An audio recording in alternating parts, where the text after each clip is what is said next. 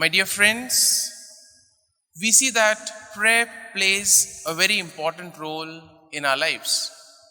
Right from our younger days, we have been taught that before beginning any activity, we either make the sign of the cross or we say a small prayer. At the same time, we see in our lives, we also require a bit of accompaniment.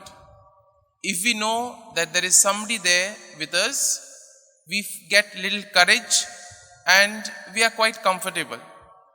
And we see that this is exactly the role that prayer plays in our lives. It is a kind of a spiritual accompaniment that we get, which helps us to cross hurdles, face challenges in life. Now when we pray, we see that our attitude towards a particular situation changes. It is not that the problem will vanish altogether, but the way we approach the problem or the way we see that problem, that changes.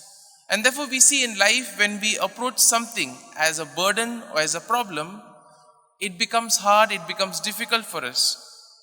But the moment we try to look for solutions, automatically we get that zeal, we get that vigor, and the problem doesn't seem that heavy. And this is exactly what prayer does. In today's first reading, we also see about praying over the sick, as we call the extreme unction or the anointing of the sick.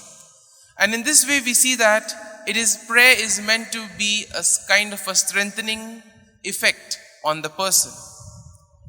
Now, in today's gospel passage, Jesus tells us how we should approach prayer, the attitude in which we should pray. Now, there is an incident that occurred many years back. There was a village where it had not rained for many years. So the parish priest decided to take a procession of Our Lady and go up to the hill.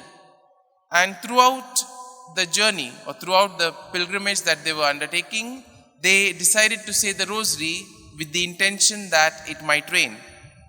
And all of them were praying with a lot of devotion. But only one among them carried an umbrella. And therefore this should be our attitude. If we pray with the intention that something will happen, yes, we will see a change in our lives.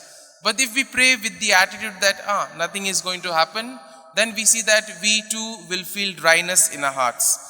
And that is why Jesus gives the example of children. Because if you look at children, we see that they are innocent, they are very humble, they are ready to accept anything that comes their way. There is no prejudice, there is no malice in their hearts. And that is exactly how we should approach prayer. That is exactly how we should approach one another.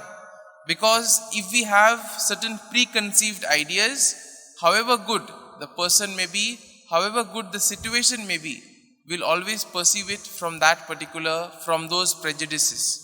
And therefore today, as we reflect on the readings, let us ask the Lord to give us this grace that we too may become like children in our attitude, that we too may be humble, we too may be simple, and thus we may approach prayer and approach God with this attitude of humility.